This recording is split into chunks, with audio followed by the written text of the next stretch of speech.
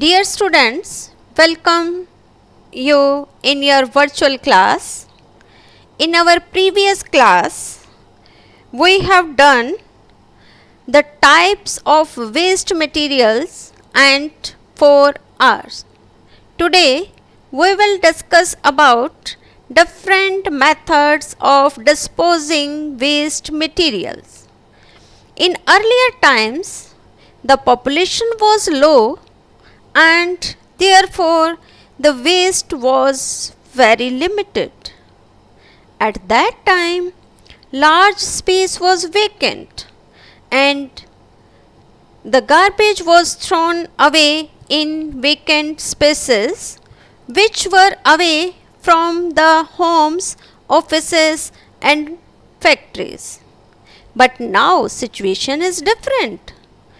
There are hardly any vacant places available due to increase in population and construction sites. Hence, the amount of waste is increasing day by day. This increasing waste creates problem for the health of human beings, animals, plants, water bodies and air. There are different ways of disposing of waste. They are landfill, burning the trash, recycling and making compost. We will discuss here one by one. Landfills require places. Once the place is filled by waste, new sites are required for that. Next is burning the trash. This is also the way of disposing the waste. We can dispose the waste by burning the trash, but that create pollution also. There are drawbacks also of these methods. The waste can be burnt, but it pollutes air and harms the surroundings. Each method have some disadvantages. Next is recycling. We can collect the recyclable material and can send that for recycle so that we can reduce some waste. Next is compost.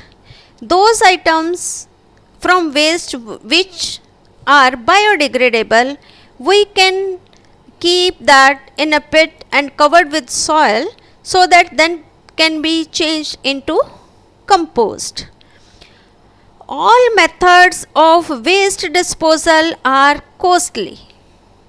Government have to spend large amounts of money on waste disposal. Hence, it is our duty also to reduce the amount of waste and recycle items from the waste. Only governments cannot do this. It is the duty of normal human being also. All that items which are biodegradable, that must be converted into compost. Each and every person must take care of it. We must control waste.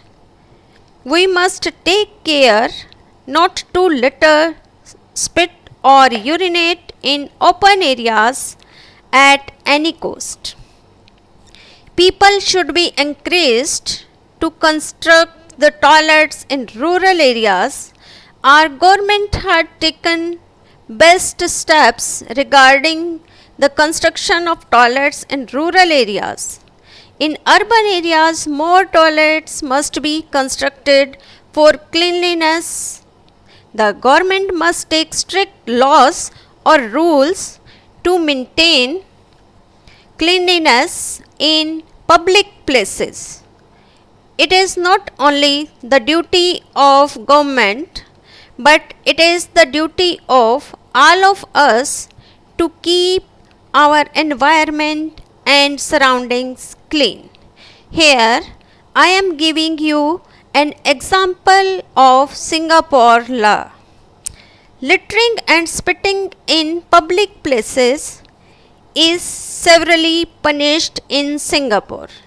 People who litter public places are fined and they made to clean that public roads or public places as a punishment.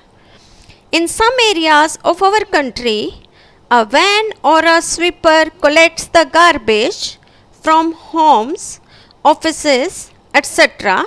The dustbins at roadsides are also emptied into garbage trucks and taken to landfills. It is our responsibility to protect our environment. So let us reduce the amount of waste and live in harmony, cooperate with others, and follow our duties to maintain clean and beautiful surroundings. Do what you can to save the earth from waste. The greatest mistake is to do nothing.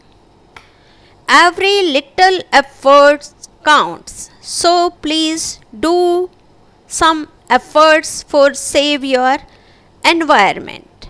Now our chapter is finished and in our next class we will do back exercise. Till that read your chapter carefully. Thank you.